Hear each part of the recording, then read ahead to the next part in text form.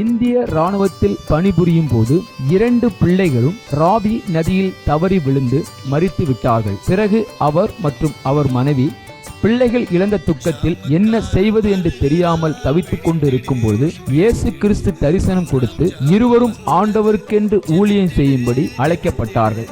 அவர்கள் செய்து வரும் சத்திய வேத ஆராய்ச்சி ஊழியம் ஆண்டவருடைய கிருபையால் வல்லமையாக நடைபெற்று வருகிறது. அவர்கள் கொடுக்கும் ஆண்டவருடைய வார்த்தையை நாம் கேட்போம். இந்திய தேசத்தில் எழுப்புதல் வேண்டும். இயேசு சிந்திய ரத்தம் தெளித்திட வேண்டும். ஆத்தும அறுவடை செய்திட வேண்டும். சீடரை எங்கும் அனுப்பிட வேண்டும்.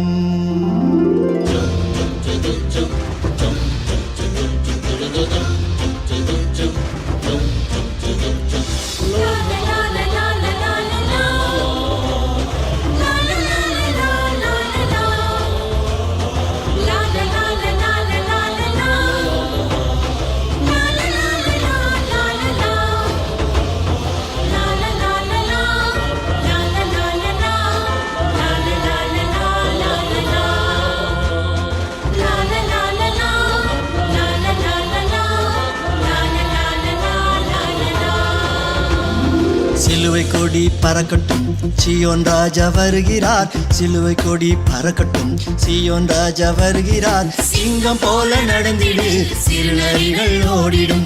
சிங்கம் போல நடந்திடு, சிறுநரிகள் ஓடிடும். இந்தியாவில் வாழ்கின்ற மக்கள் ஒன்று கூடணும். இந்தியாவில் வாழ்கின்ற மக்கள் ஒன்று கூடணும். இமய முதல் குமரி வரை ஜெபாவி பொழியணும். இமய முதல் குமரி வரை ஜெபாவி பொழியணும். இமய முதல் குமரி வரை ஜெபாவி பொழியணும். சிலுவை கொடி பறக்கட்டும், சீயோன் ராஜா வருகிறார். சிலுவை கொடி பறக்கட்டும், சீயோன் ராஜா வருகிறார். சிங்கம் போல நடந்திடு, சிறுநரிகள் ஓடிடும். சிங்கம் போல நடந்திடு, சிறுநரிகள் ஓடிடும்.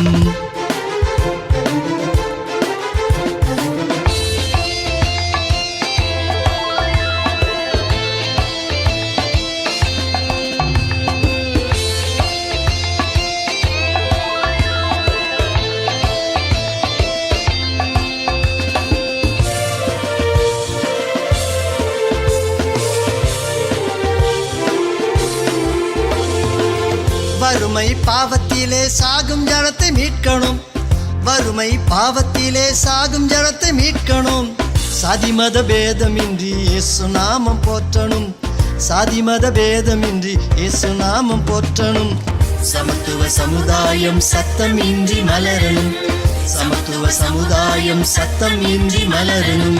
சிலுவை கொடி பறக்கட்டும், சீயோன் ராஜா வருகிறார். சிலுவை கொடி பறக்கட்டும், சீயோன் ராஜா வருகிறார். சிங்கம் போல நடந்திடு, சிறுநரிகள் ஓடிடும். சிங்கம் போல நடந்திடு, சிறுநரிகள் ஓடிடும்.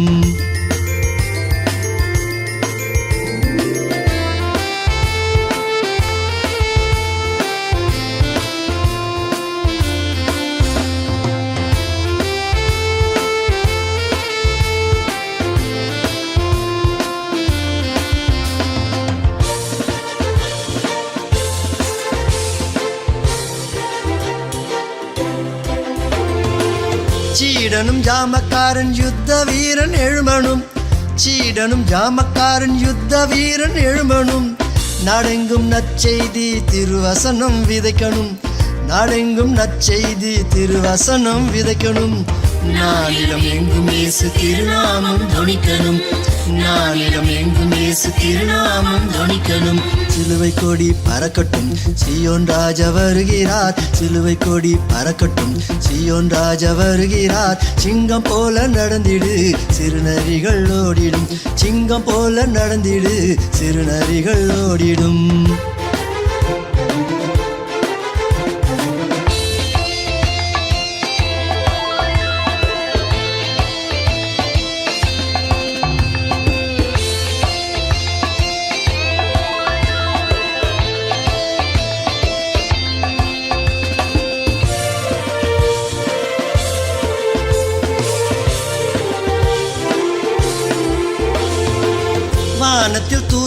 கூட்டம் எக்கால துணி கேட்கும் போது, வானத்தில் தூதர் கூட்டம் எக்கால துணி கேட்கும் போது, இயேசு ராஜா வருவாரு எதிர்கொண்டு அழைக்கணும். இயேசு ராஜா வருவாரு எதிர்கொண்டு அழைக்கணும். பரிசுத்த கூட்டமாக பரலோகம் போகணும். பரிசுத்த கூட்டமாக பரலோகம் போகணும். சிலுவை கொடி பறக்கட்டும், சீயோன் ராஜா வருகிறார். சிலுவை கொடி பறக்கட்டும், சீயோன் ராஜா வருகிறார். சிங்கம் போல நடந்திடு, சிறுநரிகள் ஓடிடும். சிங்கம் போல நடந்திடு, சிறுநரிகள் ஓடிடும். இந்தியாவில் வாழ்கின்ற மக்கள் ஒன்று கூடணும். இந்தியாவில் வாழ்கின்ற மக்கள் ஒன்று கூடணும். இமய முதல் குமரி வரை ஜெபாவி பொழியணும்.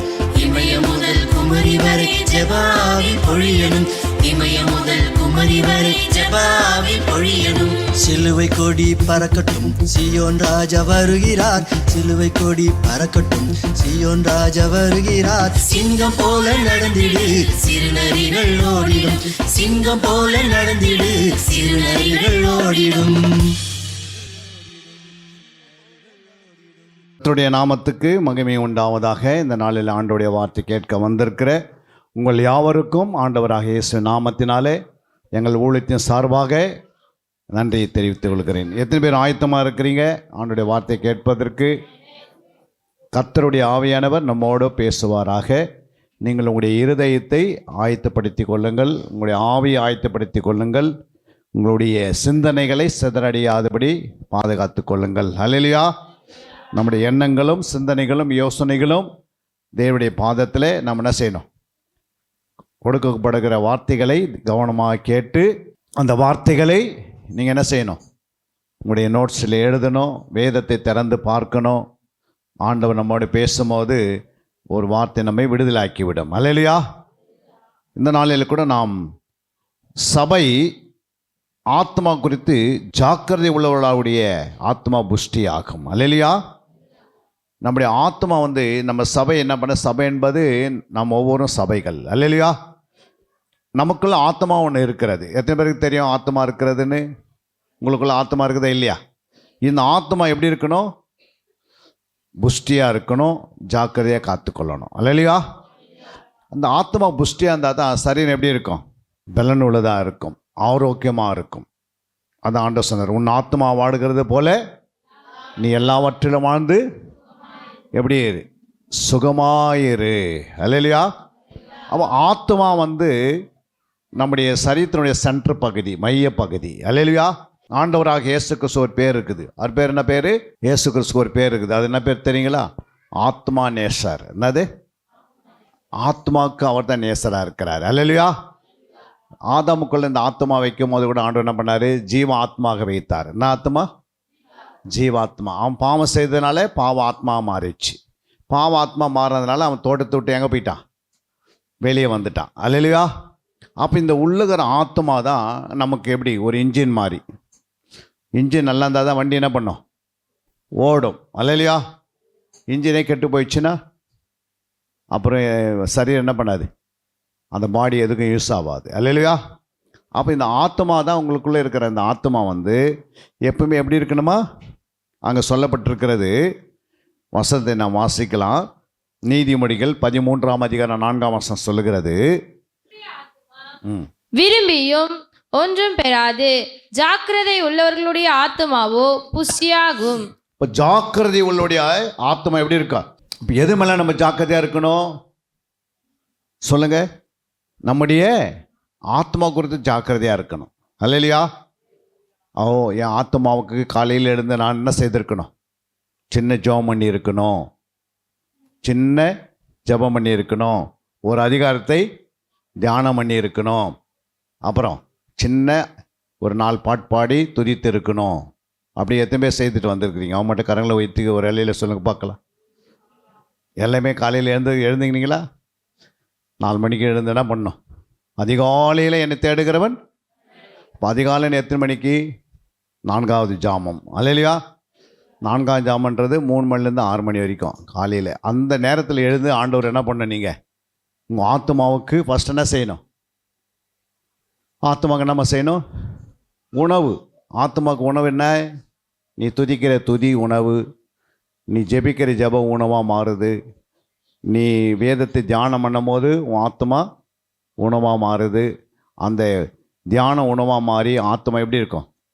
பலன் உள்ளதாக மாறிடுது, புஷ்டி ஆகிடுது. அல்லையா? புஷ்டினா என்ன? ஒரு மாடு நல்ல புஷ்டியாக இருந்தால் எப்படி கொடுக்குது? பால் எப்படி கொடுக்குது? 6 லிட்டர் கொடுக்குற மாடு 6 லிட்டர் கொடுக்கும். அல்லையா? அதே மாடு பார்த்தீங்கன்னா பக்கையாக இருந்தால் என்ன பண்ண முடியாது, அது பால் கொடுக்குமா? எட்டி உதைக்கும். அல்லையா? அப்போ நீங்கள் நல்ல ஒரு ஆத்மா என்ன சொன்னார்? ஜாக்கிரதை உள்ள ஆத்மா புஷ்டியாக இருக்கணும். எப்படி இருக்கணும்?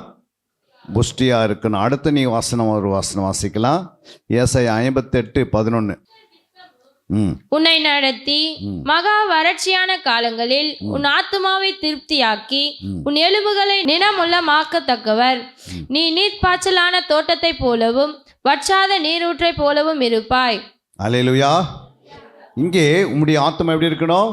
ஃபஸ்ட்டு ஆத்மா புஷ்டியாக இருக்கணும். 2 ஆத்மா என்ன இருக்கணும்? ஆத்மா திருப்தியாக இருக்கணும். அல்லேலூயா. மகா வறட்சியான காலங்களில் உன் ஆத்மாவை திருப்தியாக்கி. அல்லேலூயா. 2வது ஆத்மா எப்படி இருக்கணும்? திருப்தி அடைந்த ஆத்மாவாக இருக்கணும். அல்லேலூயா. ஏன்னா இந்த ஆத்மா தானே செய்யும், எப்பவுமே இந்த ஜீவ தண்ணீர் கேட்டுக்கிட்டே இருக்கும். இந்த நரகத்துக்கு ஒரு மனுஷன் போனான் தெரியுமா? ஐஸ்வர்யன்னு ஒரு மனுஷன் என்ன பண்ணிட்டான்? லாசருவும் ஐஸ்வர்யனை குறித்து நம்ம பேசுகிறோம். அந்த லாசரு மரிக்கிறாரு, அப்புறம் யார் மரிக்கிறது? ஐஸ்வர்யம் மரிக்கிறான். 2 பேரும் மரித்த பிறகு எங்கே போகிறாங்க? லாசர் எங்கே போகிறாரு? ஆபிரகாம் மடியில் போகிறாரு. இந்த ஐஸ்வர்யம் எங்கே போனா? எங்கம்மா போனா? நரகத்துக்கு போயிட்டான். அல்லேலூயா. அங்கே போய் என்ன பண்ணுறான் அவன் ஒரு சின்ன வேண்டுதல் செய்கிறான். என்னன்னு?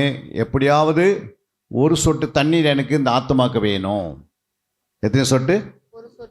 ஒரு சொட்டு தண்ணி வேணும். இப்போ அவனுக்கு தாகம் வருது, தாகம் தீர்க்கப்படலை, திருப்தி ஆகலை. இந்த பூமியில் வாழும்போது, ஆலயத்தில் வரும்போது வேதத்துக்கு அவன் முக்கியம் கொடுக்கல, ஜபத்துக்கு முக்கியம் கொடுக்கல, உபவாசத்துக்கு முக்கியம் கொடுக்கல.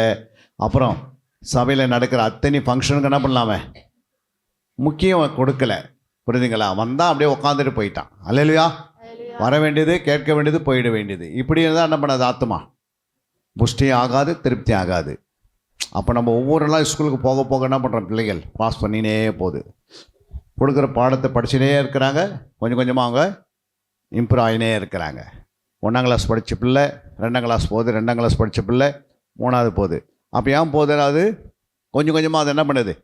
படிச்சுனே இருக்குது. சொல்கிற பாடத்து ஹோம்ஒர்க்லாம் கரெக்டாக இருக்குது. அது மாதிரி நீங்கள் ஆத்மாவுக்கு வரும்போது, ஆலயத்துக்கு வரும்போது உங்களுடைய ஆத்மா எப்படி இருக்கணும்? கொஞ்சம் கொஞ்சமாக என்ன புதிதாக்கப்பட வேண்டும், புஷ்டியாகப்பட வேண்டும், திருப்தி அடைய வேண்டும், நல்ல பலப்பட வேண்டும்.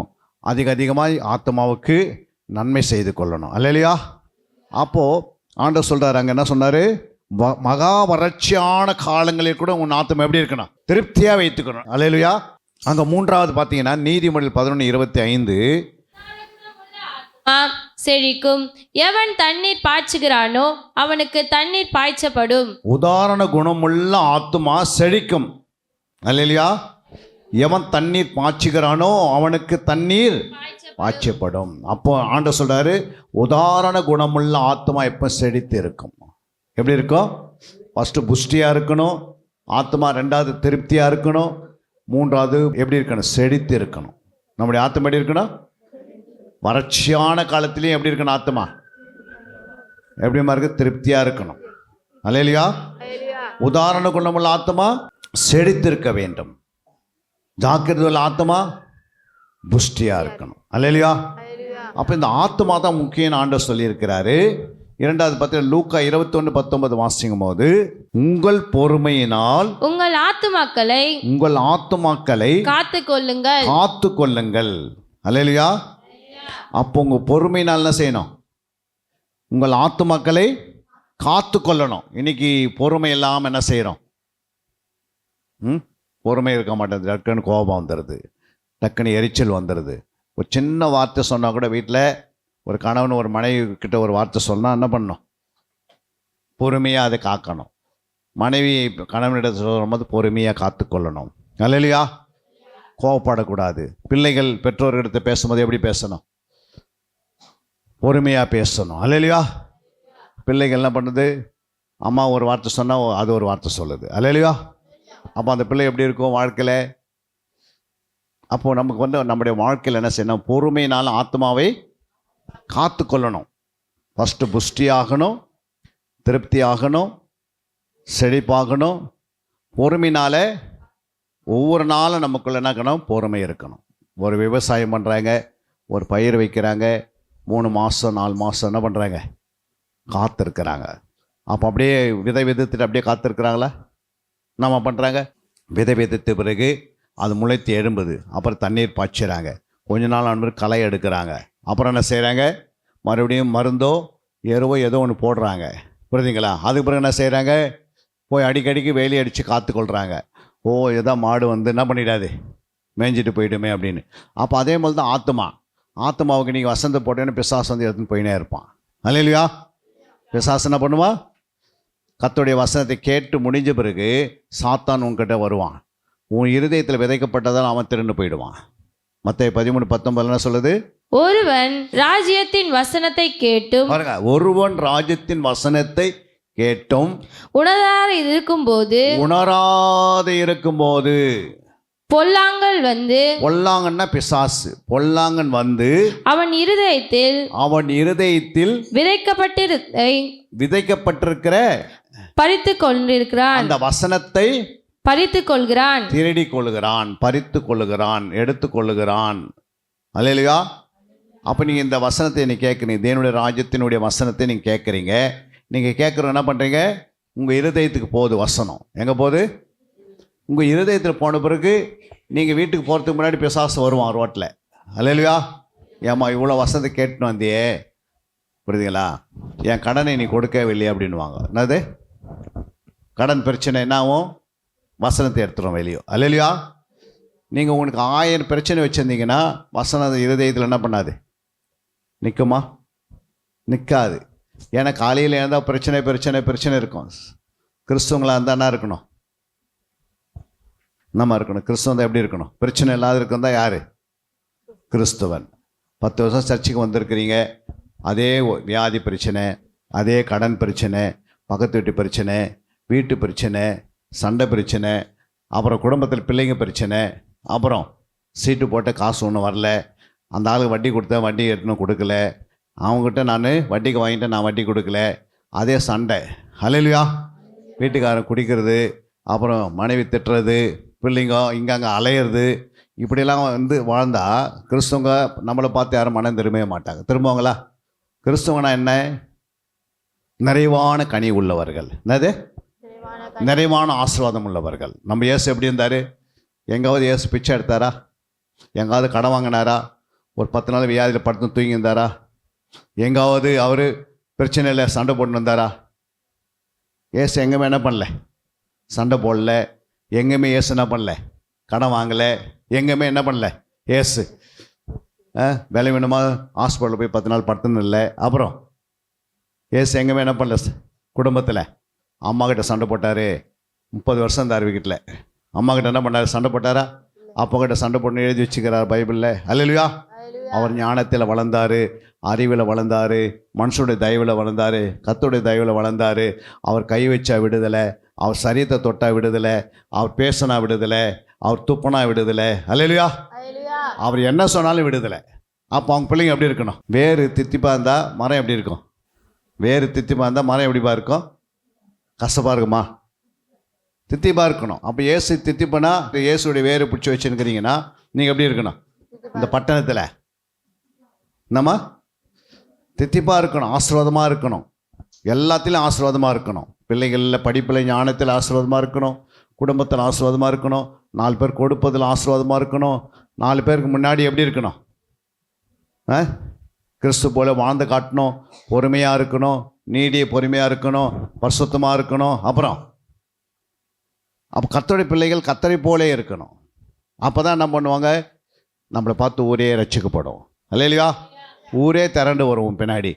அவங்க முன்னாடி போய் சண்டை போட்டுன்னு எடுக்கிறேன், அவங்க முன்னாடி போய் என்ன பண்ண? போலீஸ் ஸ்டேஷனுக்கு போகிறேன், அங்கே போய் என்ன பண்ணுறேன்? எஃப்ஐஆர் போடுறேன். அல்லேலூயா. நம்மளாம் சகித்து கொள்ள வேண்டும்.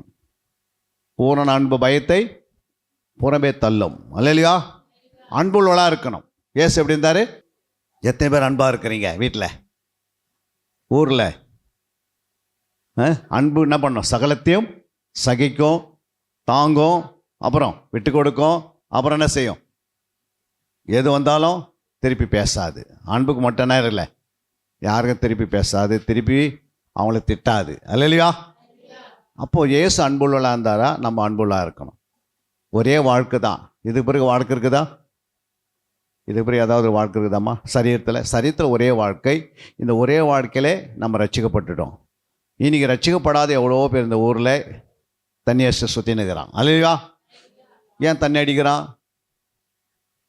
ஏம்மா தண்ணி அடிக்கிறாங்க? ஏன் சாராயத்தை குடிக்கிறாங்க? யாராவது சொல்ல முடியுமா? இந்த ஊரில் குடிக்கிறாங்களே இல்லை? யாராவது குடிச்சு பார்த்துக்கிறீங்களா நீங்கள்? ஏன் குடிக்கிறாங்க நீங்கள் சொல்லுங்கள். ஏன் ஊரில் இருக்கிறவங்க குடிக்கிறாங்க? பின்னாடி ஐயா சொல்லுவார், ஏங்க ஐயா குடிக்கிறாங்க? போதைக்காய் குடிக்கிறாங்க. நீங்கம்மா ஏன் குடிக்கிறாங்கன்னா, அந்த பட்டணத்தில் ஜெபிக்கிற ஒரு நல்ல ஜெபிக்கிற விசுவாசி இல்லை. அல்லையா? ஜபம் என்ன செய்யும்? குடியின் ஆவியை துரத்தும். ஜெபிக்காதவனால குடியின் ஆவி எல்லாம் ஊரில் சுற்றுது. அல்லையா? அப்புறம் அந்த விசுவாசியை குடிக்க ஆரம்பிச்சிடுறாங்க. புரியுங்களா? ஆவியில் துரத்துவதுக்கு அதிகாரம் யார்கிட்ட கொடுத்துட்டார்? ஆண்டவர் நம்மகிட்ட கொடுத்துட்டார். நம்ம என்ன பண்ணுறோம்? எல்லா ஆவியும் மூட்டை கட்டி ஊரில் வச்சுட்டுக்கிறோம். அந்த ஊரில் இருக்கிற ஆவி வெளியே போகணும்னா நைட்டு 10 மணிக்கு ஆரம்பித்த ஜபத்தை காலையில் 5 மணிக்கு முடிச்சு பாருங்கள், ஊரில் ஒரு ஆவி இருக்காது. 10 நாள் நீங்கள் 10 முறை நீங்கள் ஜபம் பண்ணிட்டீங்கன்னா வருஷத்தில் ஊரில் ஒரு ஆவி கூட இருக்காது. என்ன செய்யாது? ஊரில் ஒரு ஆவி கூட இருக்காது. ஊரே ரட்சிக்கப்பட்டுரும். ஊர் என்ன பண்ணோம்? ரட்சிக்கப்பட்டுடும். இன்றைக்கி ஊரே ஏன் ரட்சிக்கப்படலை அப்படின்னா, அவங்களுக்கெல்லாம் என்ன பண்ணல? ஐயா சொன்ன மாதிரி எல்லாம் போதையிலே இருக்கிறாங்க. எப்படி இருக்கிறாங்க? போதையிலே இருக்கிறாங்க. அதுக்கு என்ன காரணம்? நீ ரட்சிக்கப்பட்டுட்ட, ஆனால் உனக்கு ஜபிக்க முடியல. உனக்கு தூக்க மயக்கம் இருக்குது. சிலருக்கு நல்லா சாப்பிட்றாங்க, நைட்டு 1 மணி வரைக்கும் சாப்பிட்டுட்டு மெல்ல கழிச்சு தூங்கின்னு எடுக்கிறாங்க கிறிஸ்துவங்க. அல்லையா? அப்படி நல்லா மெல்ல கழிச்சு தூங்கி தானே ஆகும். பிசாசு ஊமேலே வந்து படுத்துப்பான். இருக்கிற வியாதியில் ஊமேலே போட்டுருவான். அல்லையா? அப்புறம் நீ போய் ஹாஸ்பிட்டலில் படுத்துன்னு இருக்கணும். அப்புறம் உன் பணம்லாம் செலவாகும். உன் பிள்ளைங்களாம் ஹாஸ்பிட்டலில் இருப்பாங்களா இருக்க மாட்டாங்களா? நீ நல்லா எழுந்து அதிகாலையில் சோம் பண்ணால் பிசாசு என்ன பண்ணுவான்? பொம்மர் மாதிரி சுற்றுவான். எப்படி சுற்றுவான்? பொம்மரையும் சுற்றி வருவான். அதனால் இந்த வீட்டுக்குள்ளே போக முடியலையே, எப்போ பார்த்தாலும் ஜபம் ஜபம் ஜபன்றாங்களே. அப்போ ஜெபிக்கிற வீட்டில் பிசாசால் என்ன பண்ண முடியாது? போக முடியாது. ஜெபிக்கிற சபையில் இருந்தால் அந்த ஊரில் பிசாசு என்ன பண்ணாது? உள்ளே வராது. எந்த விபச்சாரத்தின் ஆவியோ, வேசித்தனத்தின் ஆவியோ, எந்த கடன் ஆவிகளோ, வட்டி கொடுக்குற ஆவிகளோ ஊருக்குள்ளே என்ன பண்ணாது? வராது. இன்றைக்கி எல்லா ஆவியும் ஊரில் இருக்குது. அதுக்கு என்ன காரணம்? அந்த ஊரில் இருக்கிற விசுவாசம் என்ன பண்ணுறாங்க? நம்ம சாப்பிட வேண்டியது சர்ச்சுக்கு சண்டே வர வேண்டியது, அதுக்கு பிறகு அடுத்த வாரம் வர வேண்டியது சண்டே. அல்லையா? நடுவில் நடக்கிற உபவாசத்துக்கு வர முடியல, ஜெபத்துக்கு வர முடியல, இரவில் கண் வீழ்த்தி ஜெபிக்கிறது இல்லை. இப்படியே காலம் ஓடுது. புரியுங்களா? அப்புறம் மரணம் சந்தித்ததற்கு அந்த கிறிஸ்துவனே நரகத்துக்கு போயிடுறான். அல்லையா? ஏன்னா அவனுக்குள்ளே பாவம் இருக்குது. புரியுங்களா? பாவம் யாருக்குள்ளே இருக்குதோ அவங்க அங்கே போவாங்க. பாவத்தை அடிக்கும்படி இயேசு இந்த உலகத்துக்கு வந்தார். ஆனால் உனக்குள்ளே இருக்கிற பாவம், உனக்குள்ளே கோபம் போகவே மாட்டேங்குது, உனக்குள்ளே எரிச்சல் போக மாட்டேங்குது, மற்றவங்களை போட்டு கொடுக்குறதுல போக மாட்டேங்குது, மற்ற களவு பண்ணுற, மற்றவங்களுக்கு விரோதமாக பேசுகிற, இதெல்லாம் ஒரு பாவம். அல்லையா? அப்போ பாவத்தை நீ அழிக்கணும்னா என்ன செய்யணும்? ஜெபிக்கணும், வேதத்தை நேசிக்கணும், நல்ல ஆலயத்துக்கு வந்து என்ன பண்ண முழங்கால் நின்று ஜெபிச்சா தான் பரலோகம் போக முடியும். பரலோகம் சும்மாலாம் போக முடியாது. பரலோகத்தை எப்படி போவாங்க? பரலோகத்துக்கு போகிறதுக்கு நம்ம வழி இருக்குது. பரலோகத்துக்கு போகிறதுக்கு வழி விசாலமாக இருக்குதா, இடுக்கமாக இருக்குதா? இடுக்கமாக இருக்குது. அப்படின்னா என்ன? பெருசுமா நீ பார்த்துருந்த இப்போ விட்டுடணும், அது இடுக்கும். கதை பார்த்துருந்த சீரியல், அது இடுக்கும். அப்புறம் தண்ணி அடிச்சிருந்த அதை வந்து வெளியே வந்துட்டு இடுக்கும். அல்லையா? வட்டிக்கு வாங்கியிருந்த இப்போ வட்டி கொடுக்கல, இடுக்கும். அல்லையா? சண்டை போட்டிருந்த இப்போ சாந்தமாக மாறிட்டேன், இடுக்கும். அல்லையா? அப்போ இதெல்லாம் விட வேண்டியதெல்லாம் விடாமல் எல்லாத்தையும் அப்படியே பிடிச்சி வச்சிங்கன்னு உலகத்தில் நாமும் அவங்களும் ஒரே மாதிரி இருந்தால் என்ன பண்ண முடியாது? சொல்லுங்கம்மா. கிறிஸ்துவனா எப்படி இருக்கணும்? கிறிஸ்துவனா கிறிஸ்துவ போலே இருக்கணும். ஏசு எப்படி இருந்தார் உலகத்தில்? அதே மேலே வாழ்ந்து காட்டணும். ஏன்னா அவருடைய வித்து நமக்குள்ளே வந்திருக்கனால அந்த வித்துனால் நம்ம பாவம் செய்யவே கூடாது. இல்லையா? அப்போ இது ஒவ்வொரு நாளும் இருந்தால் தான் உன்னுடைய ஆவிக்குரிய ஜீவியத்தில் உன் சரீரத்தினுடைய தேவைகள், குடும்ப ஆசீர்வாதம், தனிப்பட்ட ஆசீர்வாதம், அப்புறம் பொதுவான ஆசீர்வாதம், வேலைஸ்தான ஆசீர்வாதம், எல்லா ஆசீர்வாதம் உன்னை தேடி வரும். உன் வீடு பாத்திரத்தில் என்ன பண்ணியிருக்கோம்? உன் வீட்டில் மாமம் எண்ணெய் எப்படி இருக்கும்? எப்பவுமே நிரம்பி இருக்கும். ஒரு 10 பேருக்கு சாப்பாடு கொடுக்குற அளவுக்கு மாதத்தில் ஒரு 10 பேர் கொட்டின்னு வந்து அவங்களுக்கு ஒரு வேளை சாப்பாடு கொடுக்குற அளவுக்கு கர்த்தர் உன்னை உயர்த்துவார். அல்லேலூயா. உன் பிள்ளைகள்லாம் நல்லா படித்து அவங்க மேலே தேவ அபிஷேகம் இருக்கும்போது அதுங்க டாக்டராக படிச்சிடும். என்ன படிக்கும்? டாக்டராக படிக்கும். நீங்கள் நினச்சிருப்பீங்க எங்காவது ஒரு கம்பெனியில் போயிட்டு ஒரு 8,000 ரூபாய் 10,000 ரூபாய் சம்பளம் வேலைக்காக ஓடுவாங்க. ஆனால் உன் பிள்ளையை ஆண்டவர் டாக்டராக மாற்றிடுவார். உன்னுடைய பிள்ளையை என்ன பண்ணுவார்? ஆண்டவர் ஒரு நீதிபதியாக உருவாக்குவார். இந்த பட்டணத்துக்கு ஒரு கலெக்டராக உருவாக்குவார்.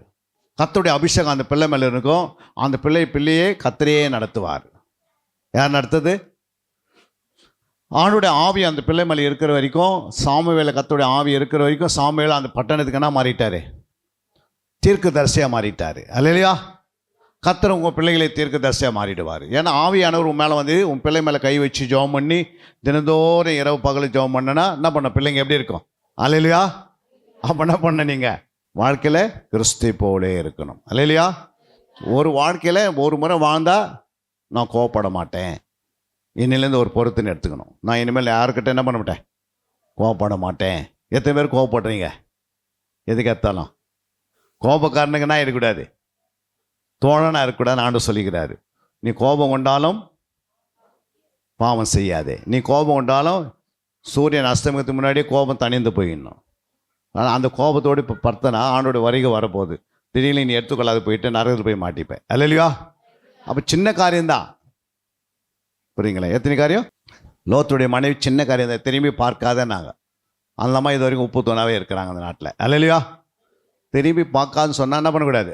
ஒரு முறை நீ ரட்சிக்கப்பட்டுட்டு இனிமேல் நீ எதுக்கு என்ன பண்ணாதே?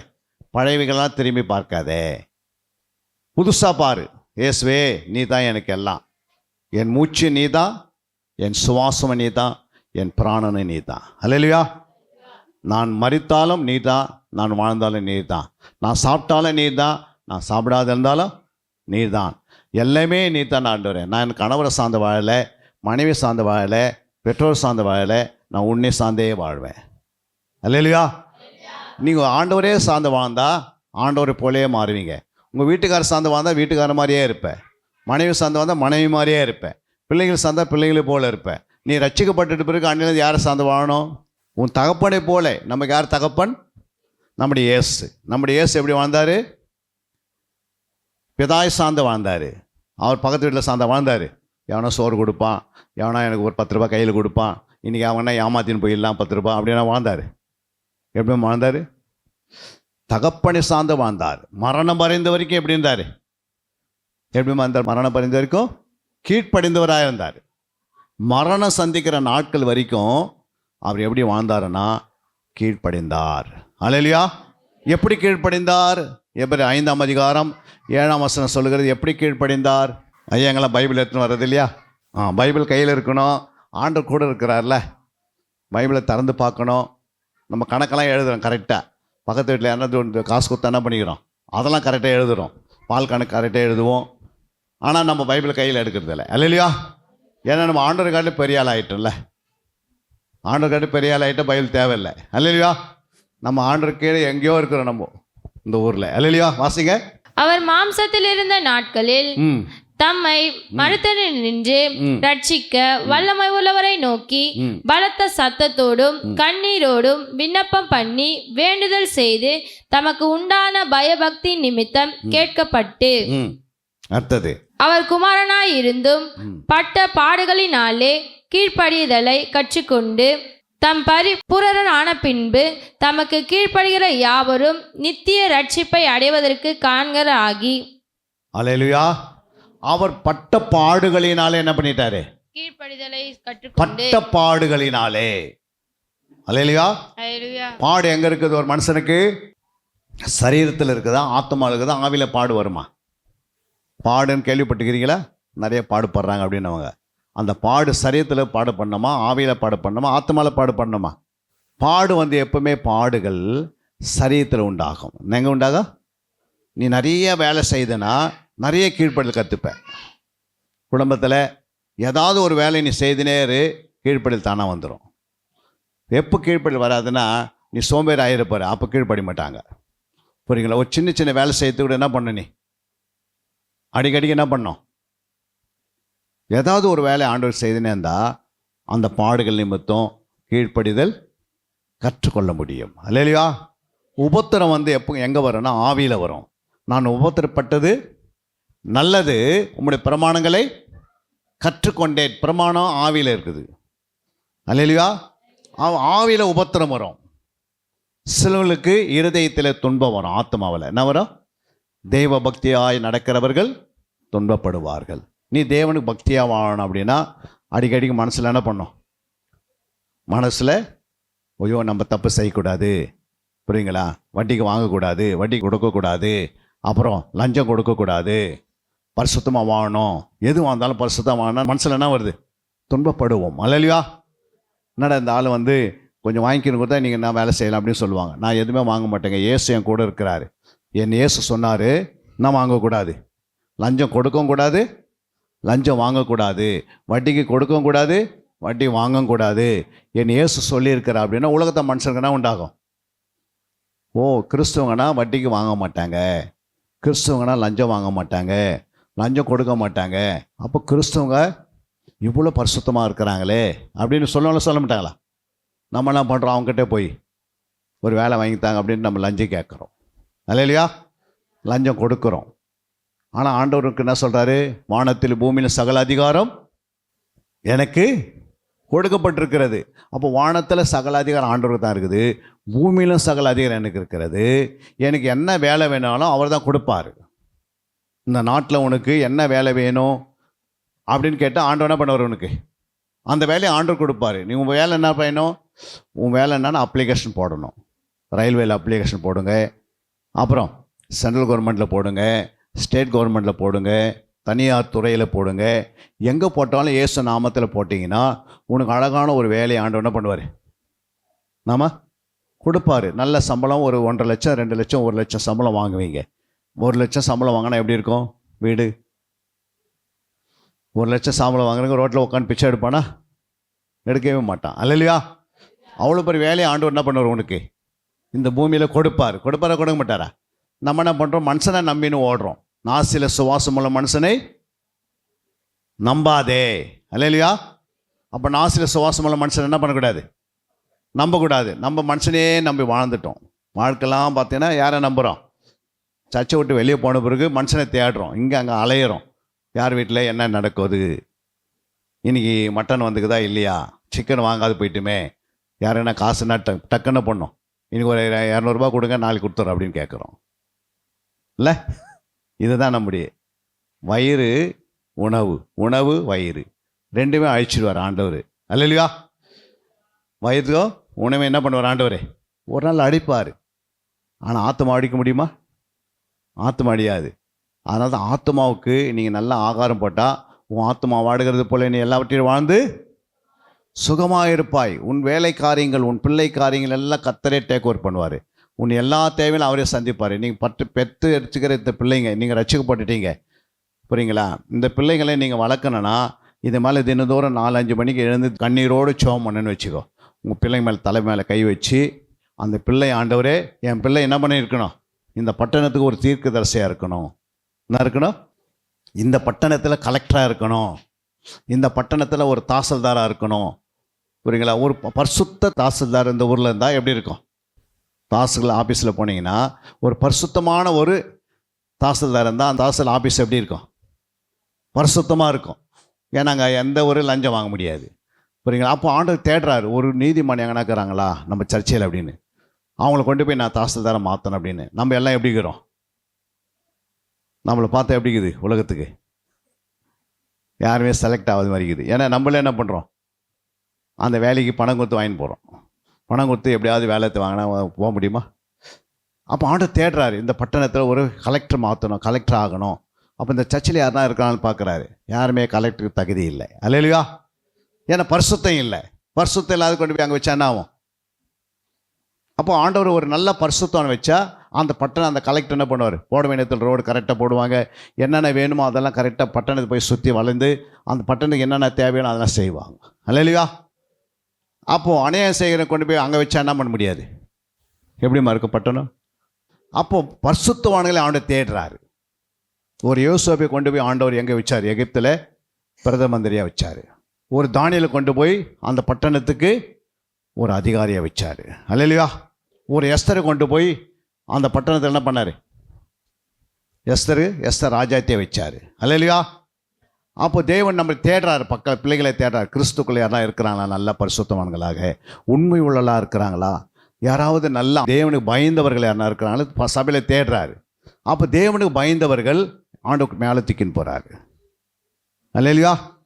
அப்போ உங்கள் பிள்ளைங்களாம் ஒரு பின்னாடி ஒரு 10-15 வருஷம் ஆச்சுன்னா இந்த பிள்ளைங்களாம் டாப் லெவலில் வந்துடும். இந்த ஊர்லேருந்து பல கலெக்டரை பார்க்கலாம், பல தாசில்தாரை பார்க்கலாம், பல அதிகாரிகள், சயின்ஸ் விஞ்ஞானிகளை பார்க்கலாம், ஒரு பைலட்டை பார்க்கலாம். பைலட் இங்கேருந்து இந்த ஊர்லேருந்து 5 பைலட் இருக்கிறாங்கப்பா.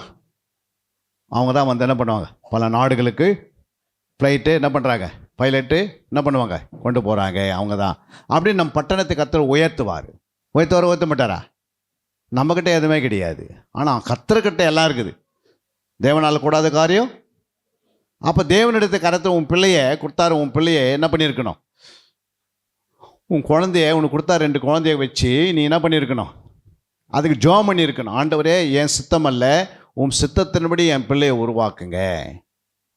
உன் சித்தத்தின்படி என் பிள்ளையை உருவாக்கி நல்ல ஒரு வேலையை என்ன பண்ணுங்க, ஒரு ரயில்வேல ஒரு மேனேஜராக மாற்றி அமைங்கப்பா, ஒரு கம்பெனிக்கு மேனேஜராக மாற்றுங்க அப்படின்னு சொல்லி ஜெபம் பண்ணுறதுக்கு நம்மளால் என்ன பண்ண முடியல. அந்த மாதிரி ஒரு ஜெபத்தை நம்மளால் செய்ய தெரியல. நம்ம எப்பவுமே எப்படி ஜெபம் பண்ணுவோம், ஆண்டவரே 2 கிலோ அரிசி கொடுங்க, அந்த ரேஷன் கடையில் கரெக்டாக அரிசி வாங்கணும். அதே சாப்பிட்டு நம்ம பழக்கம் ஆயிடுச்சு ஃப்ரீலேயே. அதனால் எப்பவுமே நமக்கு எண்ணெய் எப்போ போகுது, நமக்குள்ளே ரத்தத்தில் ஊறிட்டதுனால எல்லாமே நம்ம ஜெபம் ரட்சிக்கப்பட்டாலும் ஜெபம் என்ன பண்ண மாட்டேங்குது, மாற மாட்டேங்குது. அதே ஜெபந்தான். ஒரு சின்ன 2 வீலர் கொடுங்க ஆண்டவரே, அதே போதும் ஆண்டவரே எனக்கு. என்ன சொல்கிறோம், ஒரு சின்ன வீடு போதும் ஆண்டவர், 2 ரூம் போதும். ஒரு ஊழியக்காரர் வந்து தங்குற அளவுக்கு உங்கள் வீடு கட்டியிருக்கணும். இருக்குதா? உங்கள் வீட்டுக்குள்ளேயே ஒன்றா இருக்கணும். ஜப ரூம் இருக்குதா? எத்தனை வீட்டில் ஜப கோபுரம் இருக்குது? ஜபத்துக்குன்னு ஒரு இடம் இருக்குதா? சிஸ்டர் வீட்டில் தான் இருக்குது இல்லை? வீட்டில் எல்லார் வீட்டில் இருக்குதா? வந்து அவங்களுக்கே படுக்கிறதுக்கு இடம் இல்லை. ஊழியக்காரர் எங்கே படுக்கிறது? அல்லையா? அது மாதிரி நீங்கள் என்ன பண்ணோம், கர்த்தர் உன்னை மேன்மையாக வைக்க ஆசைப்படுறாரு. கர்த்தர் எப்படி வைக்கிறாரு? உன்னை மேன்மையாக வைத்து உன்னை உயர்த்ததுக்காக அவர் பிரயாசப்படுறாரு. நீ என்ன சொல்கிறேன்னா, நான் இல்லைங்க அப்படி தான் இருப்பேங்க. எப்படி இருப்பேன்? ஒன்றுமே இல்லாத இருப்பேன். அப்படி ஆண்டவர் சித்தம் கிடையாது. என்னைக்கு நீ ரட்சிக்கப்பட்டியோ கர்த்தர் அந்த நாளில் உன்னை உன்னை ராஜாவாக மாற்றிருக்கிறாரு. நான் உங்களை ராஜாவாக ஆசாரியாக மாற்றி வச்சிருக்கிறேன் என்று அங்கே வெளிப்படுத்தின 1ஆம் அதிகாரம் 5-6 வாசிக்கிறோம். வாசிங்க. உண்மையுள்ள சாட்சியும் மரித்தோரிலிருந்து முதல் பிறந்தவரும் பூமியின் ராஜாக்களுக்கு அதிபதியுமாகிய இயேசு கிறிஸ்துவினாலும் உங்களுக்கு கிருபையும் சமாதானம் உண்டாவதாக. நம்மிடத்தில் அன்பு கூர்ந்து தமது இரத்தத்தினாலே நம்முடைய பாவங்களற நம்மை கழுவி தம்முடைய பிதாவாகிய தேவனுக்கு முன்பாக நம்மை ராஜாக்களும் ஆசாரியர்களும் ஆக்கின அவருக்கு மகிமையும் வல்லமையும் என்றென்றைக்கும் உண்டாயிருப்பதாக. ஆமென். பாருங்க, அந்த வசனம் என்ன சொல்லுது? தம்முடைய பிதாவாகிய தேவனுக்கு முன்பாக நம்மை ராஜாக்களாகவும் நம்மட்டாரு ஆசாரிகளை ஆக்கின அவருக்கு மகிமையும் வல்லமையும் என்றென்றைக்கும் உண்டாயிருப்பதாக. ஆமேன். அல்லேலூயா. இயேசு கிறிஸ்துடைய ரத்தத்தினால தேவன் நம்மை கழுவி நம்மளை என்ன மாற்றிட்டாரு? ராஜாக்களாக ஆசாரிகளாக மாற்றிருக்கிறாரு. அல்லேலூயா. ராஜானா என்ன? பிசாசை துரத்தக்கூடிய அதிகாரம் நம்மக்கிட்ட இருக்கிறது. இருக்கா இல்லையா? பிசாசு துரத்த முடியாது நம்மளால். இயேசு நாமத்தை எங்கே சொல்கிறாங்களோ அங்கே பிசாசு என்ன பண்ணுது? ஓடிடுது. வியாதி குணமாக்கணும். ஒருத்தருக்குள்ளே வியாதி இருக்குது, இயேசு நாமத்தினாலே இந்த கேன்சர் இந்த சரீரத்தை விட்டு வெளியே போ அப்படின்னு நீங்கள் ஒரு வார்த்தை சொன்னால் அப்போ அந்த வியாதி போவாதா? போயிடும். எத்தனை பேர் அப்படின்னு சொல்கிறீங்க? நீங்களே டாக்டர்கிட்ட போய் உக்காந்துக்கிறீங்களா? அல்லேலூயா. உங்களுக்குள்ளே ஒரு வியாதி வந்தால் அந்த வியாதியை பேர் சொல்லி இயேசு நாமத்தை சொல்லி வெளியே என் சரீரத்தை விட்டு என்ன பண்ணு? உனக்கு இந்த சரீரத்தில் இடம் கிடையாது. எனக்குள்ளே இருக்கிறவர் இயேசு, அவர் பெரியவர். உலகத்தில் இருக்கிறவரை காட்டிலும் எனக்குள்ள இருக்கிற இயேசு வல்லவர். அப்போ இயேசு உனக்குள்ளே இருக்கிறதுனால அந்த வியாதி உன் சரீரத்தில் என்ன பண்ணக்கூடாது, சரீரத்தில் இருக்கக்கூடாது. இருக்கணுமா வியாதி? அப்போ ஏன் இருக்குது? இன்றைக்கி நிறைய கிறிஸ்தவங்களுக்கு ஏன் வியாதி இருக்குதுன்னா அந்த வார்த்தை சொல்கிறதே இல்லை.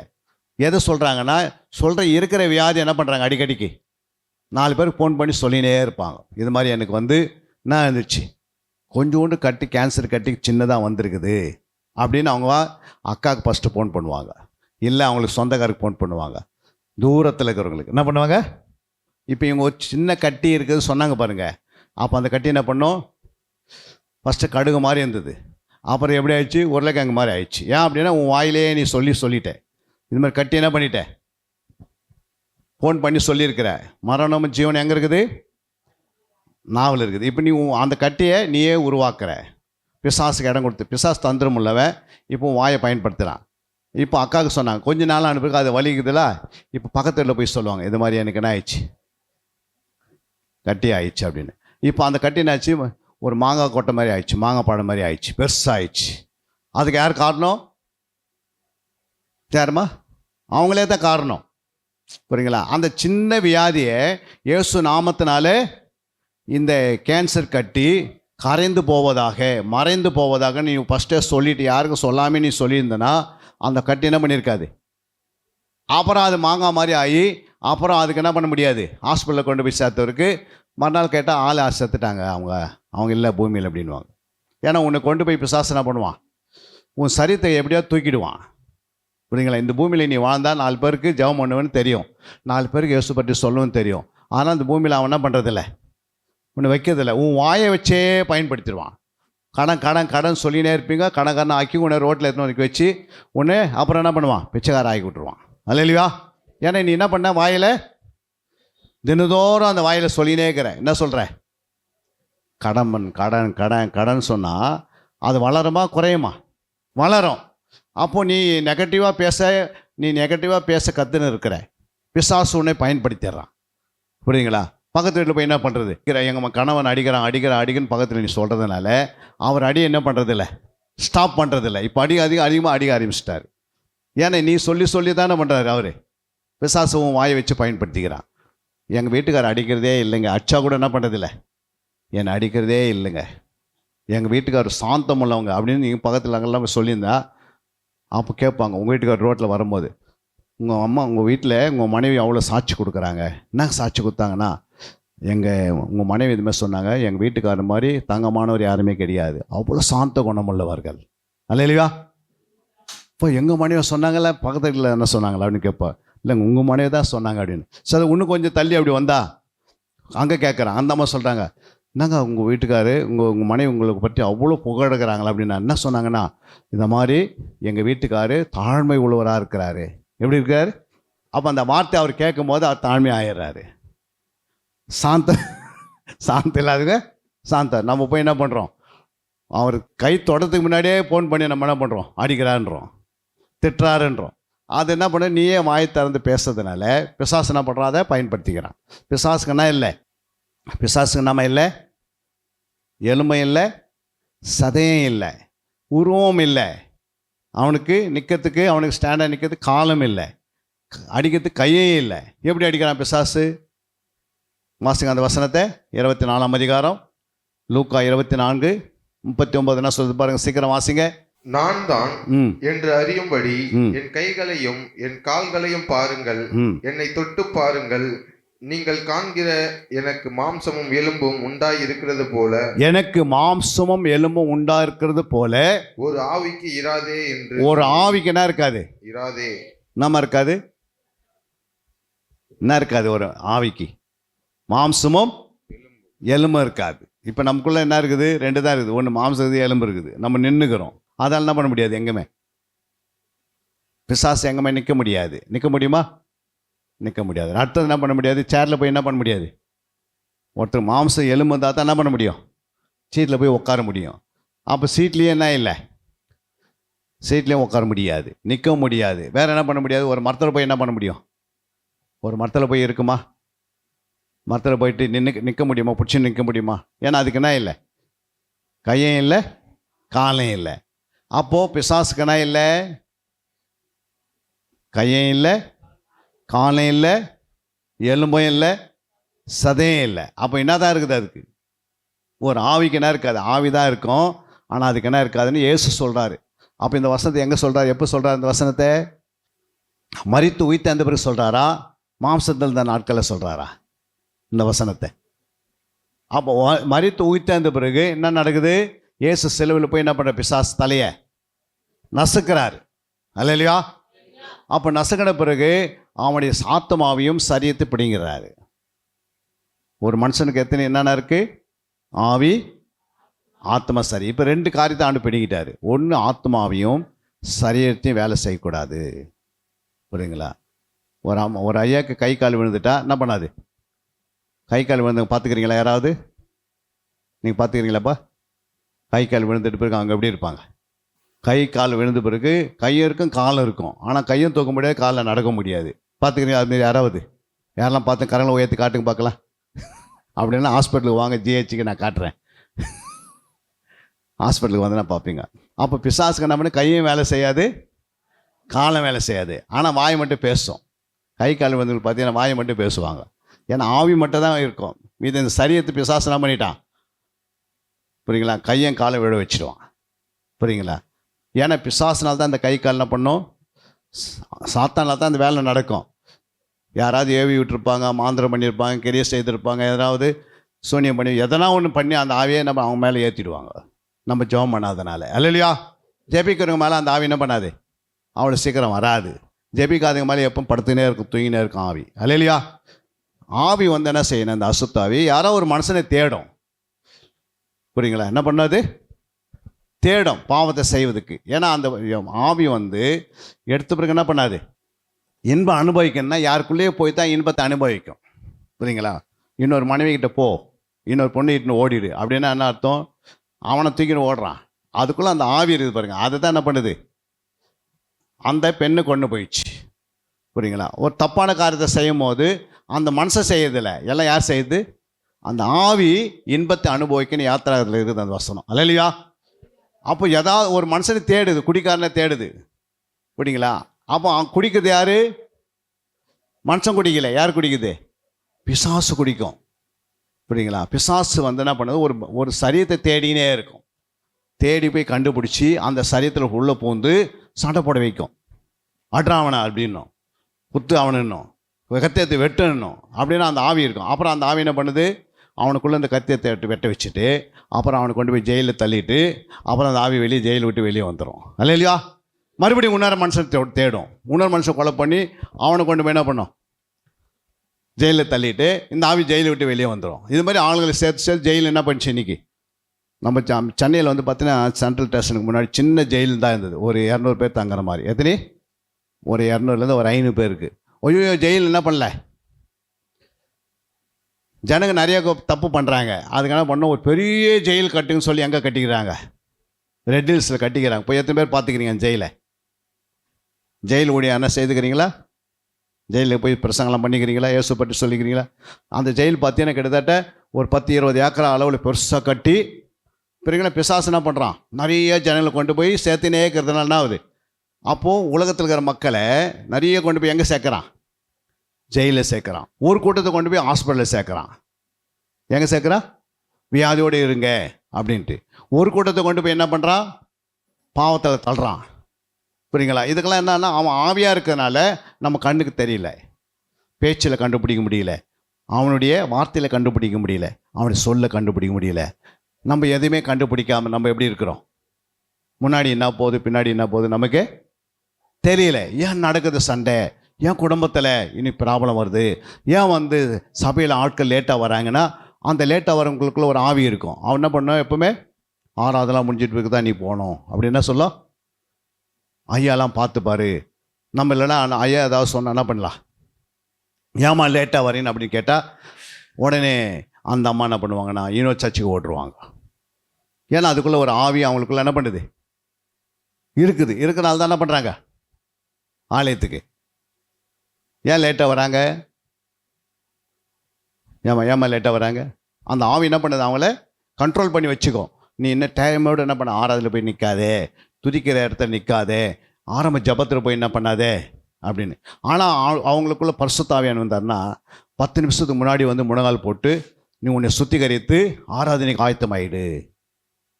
எத்தனை மணிக்கு ஆலயம் ஆரம்பமாகுது நம்ம சர்ச்சில்? 8 மணிக்கு ஆரம்பிக்குது. 8 மணிக்கு உள்ளே வந்தவங்க எத்தனை பேர்? அவங்கள்ட்ட கரங்களை உயர்த்துங்க. 8 மணிக்கு உள்ள 7:50க்கு எத்தனை பேர் வந்தீங்க? இல்லை, நீங்கள் மட்டுமாமா? ஒரே மட்டும். இவங்க தான் பரலோகத்துக்கு போவாங்க. மீதெல்லாம் எங்கே? ஏன்னா எல்லாம் கீழ்ப்படியாத ஆவிங்க. இல்லையா? உங்களுக்குள்ளே ஏதோ ஒரு ஆவி என்ன பண்ணுது, இப்பயும் வேலை செய்யுது. புரியுங்களா? ஏன் அப்படின்னா நீங்கள் இடத்த நீ தான் கொடுத்தீங்க.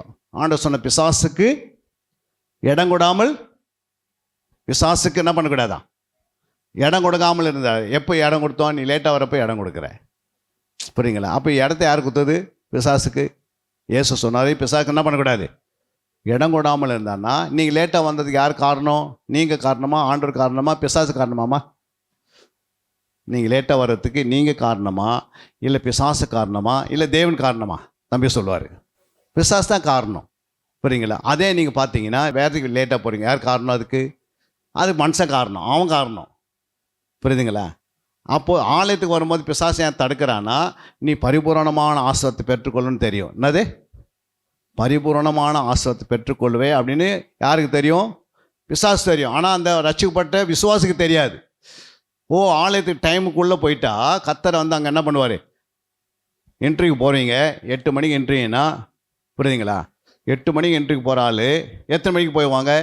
உங்களுக்கு 8 மணிக்கு சொன்னாங்க, எத்தனை மணிக்கு போவோமா? 7 மணிக்கு போயிடுவோம். புரியுங்களா? ஏன் 7 மணிக்கு போகிறோம்? இன்டர்வியூ எடுக்கிறவரே அவர் எத்தனை மணிக்கு இருப்பார்? 7:50க்கு அவர் உட்காந்து இருப்பார். புரியுங்களா? அப்போ நீங்கள் ஆலயத்துக்கு வரீங்கன்னா நீங்கள் வரதுக்கு முன்னாடி யார் இங்கே இருப்பார்? ஆண்டவர் வந்து இங்கே நிற்பார். அப்போ ஒரே ஒரு இந்த சகோதரி மட்டும் ஆண்டவர் என்ன பண்ணுவார்? பிளஸ்ஸிங் பண்ணிட்டு போயினே இருப்பார். புரியுங்களா? ஐயோ நம்ம லேட்டாக வந்தோன்னு. அப்போ நீங்கள் அப்படியே வெறுமையாக வருவீங்க, வெறுமையாகவே போவீங்க. சிலவங்க என்ன பண்ணுவாங்க, நீ பைபிளை மட்டும் எடுத்துன்னு போ. என்ன எடுத்துன்னு போவாதே? நோட்ஸ்லாம் எடுத்துகிட்டு போவாதே. 52 சண்டே வந்து 52 ஒரு டைரியை வாங்கி எல்லா மெசேஜை நோட் பண்ணி உன் குடும்ப ஜபத்தில் நீ என்ன பண்ணியிருக்கணும்? டெய்லி ஜெபம் பண்ணணும். இன்றைக்கி கொடுத்த மெசேஜில் என்ன கொடுத்தார் ஆண்டவர்? உன் ஆத்மா புஷ்டியாக இருக்கணும், உன் ஆத்மா எப்படி இருக்கணும்? செழித்து இருக்கணும், உன் ஆத்மா திருப்தியாக இருக்கணும், நீடிய பொறுமையினால் ஆத்மாவை காத்துக்கணும். இதெல்லாம் சொன்னார். இது போய் குடும்ப ஜபத்தை வச்சு ஜெபம் பண்ணல. இப்போ எழுதுந்தால் தானே பண்ண முடியும். அவங்க நம்ம நோட்ஸ் இல்லாதே வருவாங்க, எதுவுமே எழுத மாட்டாங்க, நோட்ஸை கையில் இருக்காது. அதேமாதிரி தம்பி நோட் இல்லை, இந்த தம்பிக்கிட்டே நோட் இல்லை, பின்னாடி ஐயா கிட்ட இருக்குதா? அவர்கிட்டையும் இல்லை, அங்கே அவர்கிட்ட இருக்குது. இது வந்து இவங்க யார் வச்சுருக்குது? இவங்க வந்து பிசாசு என்ன பண்ணுறான்? தந்திரமாக இவங்களை வலை போட்டு வச்சிருக்கிறான். நீ பைபிள் எடுத்துகிட்டு போ, என்ன பண்ணாத, கையில் என்ன எடுத்துகிட்டு போவாதே. ஸ்கூலுக்கு போகும்போது பிள்ளைங்க எப்படி போகிறாங்க? புத்தகத்தை மட்டும் எடுத்துகிட்டு போங்க, நோட்டில் எடுத்துகிட்டு போவாது அப்படின்னு சொல்கிறாங்க. அதெல்லாம் கரெக்டாக கொடுத்துடணும். வயிற்றுக்கு என்ன வேணுமோ அதுக்காக தான் நம்ம ஸ்கூலுக்கு போகிறோம். ஸ்கூலுக்கு எதுமா போகிறோம்? பரலோகத்துக்கு போகிறதுக்கு போகிறோமா, இல்லை வயிற்றுக்காக போகிறோமா? ஒரு வேலை கிடைக்கணும்னா படித்தா தானே வேலை கிடைக்கும். அப்போ எதுக்கு போகிறோம்? வயிற்றுக்காக போகிறோம். வயிற்றுக்காக போகிறதுக்கு மட்டும் கரெக்டாக புக் எடுத்துகிட்டு போ, நோட்ஸ் எடுத்துகிட்டு போ, பென் எடுத்துகிட்டு போ, ஜாமெட்ரி பாக்ஸ் எடுத்துகிட்டு போ, பேக் எடுத்துகிட்டு போ, டைம் ஆடு போ. 8 மணிக்கு உள்ளே போயிடு வயிற்றுக்கு. ஆனால் ஆத்மாவுக்காக இங்கே வரோம், பரலோகம் போகிறதுக்காக. வேலைக்கு போகிறதுக்கு கரெக்டாக எல்லாம் செய்கிறோம். ஆனால் நம்ம ஆத்மா மறித்து எங்கே போனோம்? மறித்த நரகத்துக்கு போகணுமா, பரலோகத்துக்கு போகணுமா? பரலோகம் போகணும். அப்போது நம்ம என்ன பண்ணுவோம்? பிசாசு, நீ பரலோகத்துக்கு போக விட மாட்டேன். 15 வருஷம் நீ வந்து குடிச்சிட்டு விளையாடி இருந்த, இப்போது நீ இயேசுவை ஏற்றுக்கொண்டு மறுபடியும் குடிக்க மாட்டேன்றவா, திரும்பி உன்னை என்ன பண்ண போகிறேன்? அப்படி கொஞ்சம் கொஞ்சமாக பைபிளை ஃபஸ்ட்டு நோட்ஸு, அப்புறம் பைபிளை விட சொல்லுவான். அப்புறம் என்ன பண்ணுவான்? எதுலேருந்து வந்தாங்களோ அதிலே விட்டுருவான், திருப்பி திரும்பி தள்ளிடுவான். இல்லையா? சிலவங்க என்ன பண்ணுவாங்க, நீ பைபிளை எடுத்துமா நோட்ஸ் எடுத்துன்னு போ, எது சொன்னாலும் என்ன பண்ணாதே, கம்முன்னு உக்காண்டாரு. அவர் என்ன தான் சொல்கிறார் பார்த்துக்கலாம். நிறைய ஊழியக்காரு நீ பார்த்துருக்கிற, இவரும் அப்படி தான் இருப்பார். அவரும் சொல்கிறது கேட்டுனா என்ன பண்ணிவிடு, எதுவும் செய்யாது போயிடு அப்படின்னு அந்த ஆவி பேசும் அவங்கக்கிட்ட. எந்த ஆவி? எத்தனை ஊழியக்காரன் வந்தாலும் நம்ம இங்கே தான் உட்காந்துக்க போகிறோம். இல்லையா? ஆனால் எது சொன்னாலும் கேட்டுனாரு, ஆனால் எதுவும் என்ன பண்ணாதே, கீழ்படியாதே, தேவனுக்கு பயந்து நடக்காதே, டைமோட வராதே அப்படின்னு அந்த ஆவி உங்ககிட்ட பேசினேக்கும் பக்கத்துக்கார. புரியுங்களா? இங்கே திருவந்து கொடுக்குறார் ஆண்டவர். பிசாசு எங்கந்தான்? எல்லாம் உட்காந்துக்கிறாங்க 12 பேர் சீசர்கள். புரியுங்களா? திரும்ப கொடுக்குறாங்க. அப்போ யூதாஸ் கிட்ட பிசாசு வந்தானே இல்லையா? அப்போ இயேசு பக்கத்தில் இருக்கிறாரு. பிசாசு என்ன பண்ணியிருக்கணும்? இப்போ இயேசு ரூமில் இருக்கிறாரு, நான் என்ன பண்ணக்கூடாது? அந்த ரூமுக்குள்ளே போகக்கூடாதுன்னு சொல்லிச்சா? அவர் திருவந்து கொடுக்கும்போது பிசாசு எங்கே போயிட்டான்? யூதாஸ் கிட்ட திருவந்து கொடுக்கும்போது பிசாசு எங்கே போயிட்டான்? யூதாஸ்குள்ளே போயிட்டான். ஏன்னா அவனுக்குள்ளே என்ன இருந்தது? பண ஆசை இருந்தது. அப்போது ஒரு பண ஆசையோ, பொருள் ஆசையோ, மண் ஆசையோ, பெண் ஆசையோ, அப்புறம் உலக ஆசையோ, அப்புறம் சாப்பாட்டு ஆசையோ, அப்புறம் எந்த ஆசை இருந்தாலும் பிசாசு உள்ள போயிடுவான். நீ எது மேலே ஆசை இருக்கக்கூடாது. இயேசு தவிர, யாரை தவிர? இயேசு தவிர நீ எது மேலே ஆசை வச்சா அந்த ஆசை உன் ஆத்மாவில் பிடிச்சிக்கும். பிசாசு இந்த யூதாஸ்குள்ளே பண ஆசை இருந்தது. பிசாசு எங்கே போனா? எங்கம்மா போனா பிசாசு? பண ஆசை யாருக்கிட்ட இருந்ததோ அவங்ககிட்ட உள்ளே பூந்துட்டான். அனனியா சப்பீராளுக்குள்ள என்ன இருந்தது? அவங்களே லேண்டு விற்றுட்டு வந்தாங்க. பாவம், வீடு கட்டலாம், அதை கட்டலாம்னு பிளான் போட்டாங்க. கட்சியில் பார்த்தா சர்ச்சில் வந்து சேர்த்து கிடக்குறாங்க 2 பேரும். சர்ச்சிலே சாவாங்களே யாராவது? என்னப்பா, அனனியா சப்பீராள் எங்கம்மா மறிச்சாங்க? ஆலயத்தை ஏன் மறிச்சாங்க? கர்த்தருக்கு கொடுக்க வேண்டிய தசம்பாகத்தை என்ன பண்ணல? வஞ்சிக்கிறாங்க. சிலவங்க காணிக்க வஞ்சிக்கிறாங்க, ஆண்டு கொடுக்க வேண்டியதை கொடுக்க மாட்டேன்றாங்க. அப்போ என்ன ஆகும்? பிசாசு போட்டு தாளிச்சிடுவான். அல்லேலூயா. நீ எதுக்கு ஆலயத்துக்கு வரன்னு உனக்கு தெரியணும். உனக்குள்ளே ஒரு ஆத்மா இருக்கிறது. அந்த ஆத்மா வருகைக்கு ஆயத்தப்படுத்தணும். அந்த ஆத்மா வருகையில் போகணும். அந்த ஆத்மா இந்த பூமியில் வாழும் போது எப்படி இருக்கணும்? பரிசுத்தமாக இருக்கணும். அந்த ஆத்மா என்ன பண்ணணும்? எந்த ஒரு தப்பான காரியத்துக்கு இடம் கொடுக்கக்கூடாது. இந்த பாவத்தை வெல்லக்கூடிய ஜெபத்தை பண்ணணும். அதிகமாக ஜெபத்தை ஏறெடுக்கணும். அதிகமாக ஆண்டவரையே நோக்கி பார்க்கணும். அல்லேலூயா. நம்மளை இங்கே சும்மா ஏதோ நீங்கள் வந்து போனீங்கன்னா, ஏதோ நான் ஞானஸ்தானம் ஏற்றுட்டேன், நான் பரலோகத்துக்கு போயிடணும் வந்தால் நீங்கள் ஏமாந்து போயிடுவீங்க. அல்லேலூயா. ஞானஸ்தானம் என்பது ஆண்டவரோட உடன்படிக்கை. என்னது? பாவத்துக்கு மரித்து நீதிக்கு பிழைக்கணும்னு சொன்னார். பாவம் மறிச்சினே இருக்கணும். இப்போ பாவம் ரட்சிக்கப்பட்டிருக்கு, ஞானஸ்தானம் இருக்குது. பாவம் செய்கிறாங்களே இல்லையா? ஞானஸ்தானம் ஏற்றுட்டு இருக்கு, கோப்படுறாங்களே இல்லையா? அடிக்கிறாங்களே இல்லையா? திட்டுறாங்களே இல்லையா? ஏமாத்துறாங்களே இல்லையா? எல்லாமே இருக்கும். ஆனால் நீ நீதிக்கு படிக்கணும்னா கொஞ்சம் கொஞ்சமாக என்ன பண்ண? வசனத்தை தியானம் பண்ணி ஜெபித்து ஆண்டவருடைய ஆலயத்தை விட்டு விடாதபடிக்கு தொடர்ந்து ஓடி வரணும். 8 மணி நேரம் நீ வேலை செய்தாலும், 8 மணி நேரம் நீ தூங்கினாலும், 4 மணி நேரம் நீ உனக்கு போர்த்து வரதுக்கு டைம் எடுத்துக்கினாலும், ஒரு 4 மணி நேரம் தினந்தோறும் என்னுடைய ஆலயத்தில் வந்து முழங்கால் படிக்கிட்டு வேதத்துக்கு உனக்கு என்ன பண்ணியிருக்கணும்? உன் ஆத்மாவை புதுப்பித்துக்கணும். புதிதான ஆத்மா மாறணும். உள்ளான மனிதன் நாளுக்கு நாள் எப்படி இருக்கணும்? புதிதாக்கப்படணும். உள்ளான மனிதன் நாலு நாள் கிறிஸ்துவின் சாயல் உடையவனாக மாறணும். மறுரூப சாயலுக்கு ஆயத்தமாகணும். இதெல்லாம் நீ எடுக்கிற முடிவு தான். புரியுங்களா? உலகம் என்ன பண்ண நம்மளை? இந்த மாம்சம் ஆனது உலகத்திலே சுத்த வைக்கும். புரியுங்களா? பரிசுத்தாவின் உனக்குள்ளே வரணும். பிசாசு வரக்கூடாது. ஆவியன் உள்ளே வந்தான்னா நல்ல ஆலோசனை கொடுப்பார். நான் உனக்கு போதித்து நீ நடக்க வேண்டிய வழியை காட்டுவேன், உன்மேல் என் கண்ணை வைத்து ஆலோசனை. அப்போ பரிசுத்தன் உனக்குள்ளே இருக்கிறார்னா எடுத்தவருக்கு என்ன பண்ணுவார்? ஃபஸ்ட்டு போதிப்பார், டீச்சிங் பண்ணுவார். இந்த வேதம் ஃபுல்லாக கற்றுக்குப்பா. இந்த வேதத்தை இரவும் பகலும் என்ன பண்ணு? வேதத்தை இரவும் பகலும் தியானம் பண்ணு. அப்புறம் என்ன செய்? இரவும் பகலும் இந்த வேதத்தை ஆராய்ந்து பாரு அப்படின்னு இயேசு சொன்னார். இயேசு என்ன சொல்லிட்டு போனார்? இந்த வேத வாக்கியங்கள் ஆராய்ந்து பார்க்கிறவர்கள் நித்திய ஜீவனை பெறுவார்கள். யோவான் 5:19 சொல்லப்பட்டிருக்கிறது. அங்கே பிதா சொன்னார், வேத வாக்கியங்களை தேடி வாசியுங்கள், ஒன்றும் ஜோடியில்லாதராது, அவருடைய ஆவி அவைகளை சேர்க்கும். ஏசாயா 34:16 சொல்கிறாரு. பரிசுத்தாவின் சொல்கிறார், இந்த வேத வாக்கியங்களை தியானம் பண்ணி பாருங்கள், அப்போது நீர்க்கால்கள் ஓரமாய் நடப்பட்டு தன் காலத்தில் தன் கனி தந்து இலை உதிராத மரத்தை போல இருப்பாய், நீ செய்வதெல்லாம் அப்படின்னு ஆவியான சொல்கிறாரு. ஆவியான சொல்கிறதும் கீழ்ப்படியதில்லை, இயேசு சொல்கிறதுக்கும் கீழ்ப்படியதில்லை, பிதா சொல்கிறதும் கீழ்ப்படியதில்லை. பைபிளை வாசிக்கிறது, அப்புறம் கொஞ்ச நாள் படிக்கிறது, அப்புறம் படிக்காத நிறுத்திடுறது, அப்புறம் பைபிள் எங்கே இருக்குதுன்னு யாரெல்லாம் என்ன பண்ணுறதில்ல, விட்டுறது. என்னைக்கோ ஒரு நாள் வாசிக்கிறது, வருஷத்துக்கு ஒரு நாள் வர்றது சர்ச்சைக்கு வந்தாலும் என்ன பண்ணுறது, என்ன பேசுகிறான்னு யாருக்குமே அப்படியே இல்லை. நீ என்னைக்கு ரட்சிக்கப்பட்டுட்டியோ, என்னைக்கு ஒரு தோட்டத்தில் ஒரு மரம் வச்சார் ஆண்டவர், அந்த மரம் எப்படி இருக்கணுமா? ஒரு ஒளிய மரத்தை வச்சா அந்த மரம் எப்படி இருக்கும்? தண்ணி வந்தால் கூட என்ன பண்ணாது, அது ஒளிய மரத்தை தண்ணியை மூடினா கூட ஒளிய மரம் என்ன ஆகாது, அழியாது. ஆண்டவர் உன்னை ஒரு பச்சை ஒளிய மரமாக இந்த பூமியில் இந்த இடத்துல வச்சிருக்கிறார். புரியுங்களா? என்ன மரம்? உன் பிள்ளைங்க எப்படி இருக்கும்? ஒளிவு மர கன்றுகளை போல இருப்பாங்க. நீங்கள் எப்படி இருப்பீங்க? ஒளிவு எண்ணெய் போல இருப்பீங்க. எப்போ அபிஷேகத்தை நிரம்பி இருப்பீங்க. நீங்கள் எப்படி இருப்பீங்க? ஒளிவை ஒரு இலையை போல இருப்பீங்க. அல்லேலூயா. எதுவுமே அழிஞ்சாலும் ஒளிய மரம் அழியாது. அப்போ ஆண்டவர் நம்மளே பச்சையான ஒளிய மரமாக இந்த ஆலயத்தில் உன்னை நாட்டப்பட்டு வச்சிருக்கிறாரு. அல்லேலூயா. இந்த இடத்துல நீங்கள் எப்படி இருக்கணும்? இந்த பூமியில் நீங்கள் எப்படி இருக்கணும்? இந்த ஊருக்கு எப்படி இருக்கணும்? சாட்சியாக இருக்கணும். அல்லேலூயா. அபிஷேகம் பண்ணப்பட்டலாக இருக்கணும். இந்த ஊருக்கு நீங்கள் நன்மை செய்கிறவளாக இருக்கணும், நற்கிரிகள் செய்கிறவளாக இருக்கணும். இந்த பட்டணத்தில் இருக்கிறவங்க சாட்சியாக ஜீவித்து சுகந்த வாசனையை அவங்க முகர்ந்து உன்னை ஆசீர்வதிக்கிற அளவுக்கு, கர்த்தர் உன்னை ஆசீர்வதிக்கிற அளவுக்கு நற்கந்தமாக இருக்கணும். எப்படி இருக்கணும்? நற்கந்தமாக இருக்கணும். இப்படி இருந்தால் தான் இந்த ஊரில் உனக்கு ஆயுசு நாள் கூட்டுவார்.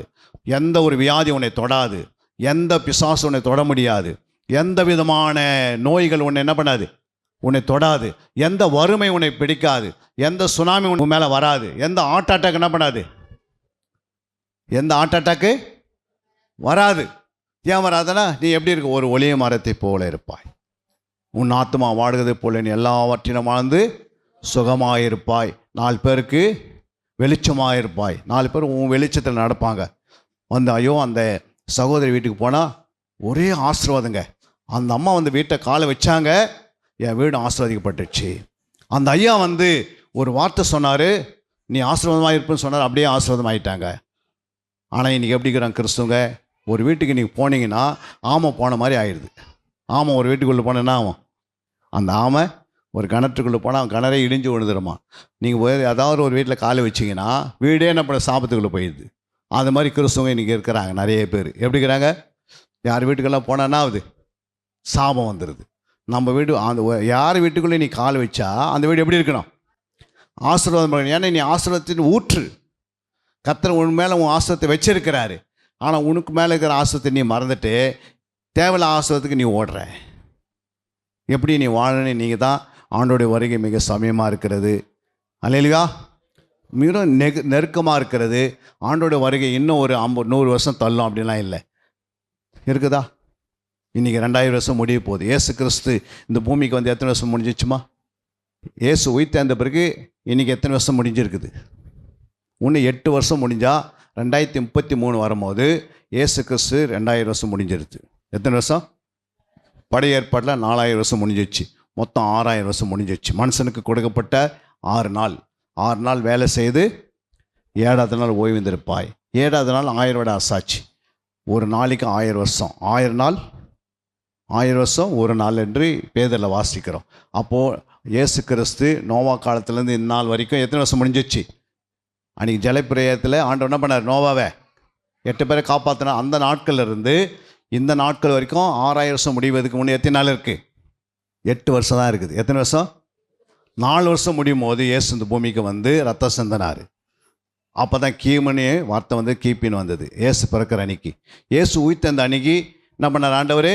இயேசு உயிர்த்தெழுந்து இன்றைக்கி 2000 வருஷம் முடிய போகுது. 2033 வரும்போது 2000 வருஷம் முடிஞ்சிடும். டான ரகசியவர்கள் வருவார். அன்றைக்கி நீ பரிசுத்தமாக இல்லைன்னா கைவிடப்பட்ட நரகத்தில் போய் அந்த நரகத்தில் அவ்வளோ வேதனை, புழுக்களே சாகாதான். யோசித்து பாருங்கள். நரக வேதனை தாதான். சின்ன அயன் பாக்ஸ் நம்ம மேலே சூடு பட்டாவே தாங்க முடியல. சின்ன வெயில் பட்டா என்ன பண்ண முடியல? கொஞ்ச நேரம் வெயிலில் முழங்கால் போட்டு நிற்க முடியுமா? முடியாது. அப்போ நரகம் எவ்வளோ பெரிய வேதனை. அந்த நரகத்துக்கு நம்ம போகக்கூடாதுன்னு சொல்லி தான் இயேசு சிலுவையில் என்ன பண்ணுறாரு? 6 மணி நேரம் சிலுவையில் தொங்குறாரு. எத்தனை மணி நேரம்? 6 மணி நேரம் சிலுவையில் தொங்கி ரத்தத்தை சிந்தினார். புரியுங்களா? நம்மளை கையை காலை கட்டி ஒரு மரத்தில் நிற்க வச்சு ரோட்டில் ஒரு 2 மணி நேரம் நில்லுங்க நிற்க முடியுமா? ஆணியில் அடிக்க தேவையில்லை. 2 கையை கட்டிட்டு காலை கட்டிட்டு ஒரு மரத்தில் தொங்க விட்டா நிற்க முடியுமா? நரம்பெல்லாம் இழுக்கும். புரியுங்களா? எல்லாத்துலேயும் நான் பலவீனம் ஆகும். ஆண்டவராக இயேசு நமக்காக நம்ம சிலுவைக்கு போகக்கூடாதுன்னு சொல்லி அவர் சிலுவைக்கு போனார். நாம் நரகத்துக்கு போகக்கூடாதுன்னு சொல்லி அவர் சிலுவைக்கு போனார். அல்லேலூயா. நம்ம சமாதானமாக இருப்பதுக்கு அவர் சிலுவைக்கு போனார். நம்முடைய வாழ்க்கையில் சுகத்தோடு இருக்கிறதுக்கு, ஆரோக்கியத்தை இருக்கிறது, எந்த வியாதி இல்லாத வாழ்க்கைக்கு 39 அடி வாங்கினார். எத்தனை அடி? இதெல்லாம் வாங்கி ஆண்டவர் இதெல்லாம் நமக்கு செய்து முடிச்சிட்டாரு. நமக்கு ஆண்டவர் எப்படியோ இந்த பூமியில் வாழ்கிறீங்க, எப்படியோ நம்ம ரட்சிக்கப்பட்டுட்டோம். புரியுங்களா? நாங்களாம் ஒரு இந்தியன் ஆர்மியில் வேலை செய்தோம். மிலிட்ரியில். என்னது? மிலிட்ரியில் எத்தனை பேர் எங்கள் ஊரில் இருக்கிறாங்களா? மிலிட்ரிக்காரு இருக்கிறாங்களா? இல்லை. மிலிட்ரிக்கார் பார்த்தா வாரத்துக்கு 3 நாள் குடிப்போம் நாங்கள். எத்தனை நாள்? வாரத்தில் 3 நாள் வந்து எங்களுக்கு விஸ்கி இல்லை ரம்மு கொடுப்பாங்க. மிலிட்ரியில் என்ன கொடுப்பாங்க? வாரத்தில் 3 நாள் குடிப்போம். புரியுங்களா? அப்போ 3 நாள் குடிக்கிற ஆள்லாம் வருஷத்துக்கு எத்தனை வாரங்குது? 52 வாரங்குது. 52 × 3 எவ்வளோவா? 156. ஒரு வருஷத்துக்கு 156 முறை குடிக்கிற ஆள் கொண்டு வந்து முன்னாடி நிற்க வச்சு பேச வைக்கிறாருன்னா, நீங்கள் இந்த உலகத்தில் இங்கேயே இருக்கிறீங்க குடிக்காதே, நீங்கள் எத்தனை பேருக்கு போய் இயேசு பற்றி சொல்லணும்? சொல்லக்கூடாதுமா? ஒரு வருஷத்துக்கு 156 முறை குடிக்கிற ஆள் உங்களுக்கு முன்னாடி என்ன பண்ணிக்கிறாரு? பேச வைக்கிறாருன்னா, நீங்கள் குடிக்காத ஆள் இந்த ஊரில் இருக்கிறீங்க, உங்களை கொண்டு வச்சு பேச விடுவாரா? பேச விட மாட்டாரா? பேச விடுவார். மிலிட்ரியிலேருந்து நான் வந்து பேச வேண்டிய அவசியமாக இருக்குதா? நீங்கள் எழுந்து பேசணும். நீங்கள் எழுந்த ஊரில் என்ன பண்ணணும்? இன்னொரு 4 சபையை ஆரம்பிக்கணும். இந்த ஊரில் 10 சபை இருக்கணும். நம்ம சபைக்கெல்ல சபை. இந்த இடத்துல வந்து எத்தனை சபமாக இருக்கணும்? அந்த மூலையில் இருக்கணும். எந்த சைடு போனாலும் ஜபம். ஊரை சுற்றி ஆலயத்தை கட்டிட்டோம்னா ஊரில் எந்த ஒரு அசுத்தம் என்ன பண்ணாது? உள்ளே வராது. ஃபுல்லாக போட்டு என்ன பண்ணுறோம்? ரவுண்டாக வேலி அடிச்சிடுறோம். அப்போ உள்ளே ஆவி வராது. எல்லா ஆத்மா நமக்கு வந்துடும். இப்போ எப்படி இருந்தாலும் இந்த ஊரில் ஒரு 200 பேர்னா இருப்பாங்களா? இந்த ஊரில் எத்தனை பேர் இருக்கிறாங்க மொத்தம்? ஜபம் பண்ணால் தானே தெரியும் எத்தனை பேருன்னு. எத்தனை பேருமா? 350 பேர் இருக்கிறாங்க. ஒரு சர்ச்சைக்கு எத்தனை பேர் இருப்பாங்க? ஒரு 25 பேர் போடுங்க. அப்போது எத்தனை சர்ச்சை உருவாக்கலாம்? அந்தந்த ஏரியாவில் நீங்கள் எல்லாம் என்ன மாறணும்? கிளை சபையாக மாறிடணும். அல்லையா? பார்ட் டைமாக இருங்க. 8 மணி நேரம் வேலை செய்யிட்டு அப்புறம் அது ஊழியத்தை நடத்துங்க. முடியுமா? முடியாதா? அவன் 3 வேலை செய்கிறான் நாட்டில். அல்லையா? எத்தனை வேலை? வீட்டில் தகப்பனா வேலை செய்கிறாரு, வேலை மேலே சூப்பர்வைசர் வேலை செய்கிறாரு, அப்புறம் சர்ச்சையில் மூப்பராக இருக்கிறாங்களா இல்லையாம்மா? ஒரே ஆள் 3 இடத்துல. அதுமாதிரி நீங்கள் 3 இடத்துல என்னவா இருங்க? இருக்க முடியாதா? ஒரு சர்ச்சு, சின்ன சர்ச்சு, கிளை சபை, நிறைய வில்லேஜ் இருக்குது. நீங்கள் போய்ட்டு என்ன பண்ணணும்? சண்டே ஆனால் ஒரு 4 பேர் சுவிசேஷம் அறிவித்தா எத்தனோ பேர் வியாதியாக இருப்பாங்க. கிறிஸ்துவங்களே வியாதி இருக்கும்போது இந்த ரட்சிக்கப்படாத வியாதி இருக்குமா? இருக்காதா? இருக்கும். நீங்கள் போய் ஒரு ஊரில் போய் என்ன பண்ணணும்? ஏசு நல்லவருங்க, நான் ஜெபம் பண்ண சொன்னால் ஜெபம் பண்ணால் அந்த கட்டு உடையும். உடனே அவங்க வீடை தருவாங்க. அங்கே ஒரு சர்ச்சை ஆரம்பிச்சிடுங்க. அல்லையா? இப்படி தான் ஆண்டவர் என்ன பண்ணுவார்? இங்கேருந்து நிறைய பேர் உருவாக்கப்பட்டு பல சபைகளை ஸ்தாபிக்கணும். ஒரே ஊழியக்காரர் மட்டும் ஊரெல்லாம் என்ன பண்ணக்கூடாது? போய் வரக்கூடாது. அவங்கவுங்க வளர்ந்துடணும். சத்தியத்தை அறிவே சத்தியங்களை விடுதலாக. எத்தனை பேர் இங்கே பிரயோஜனமாக இருந்தது?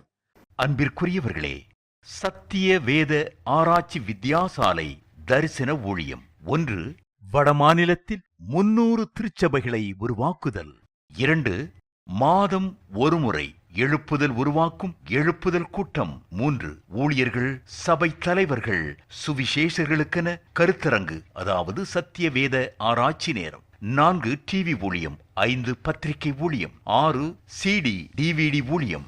7. பவர் கேம்ப் அக்னி அபிஷேக முகாம். 8.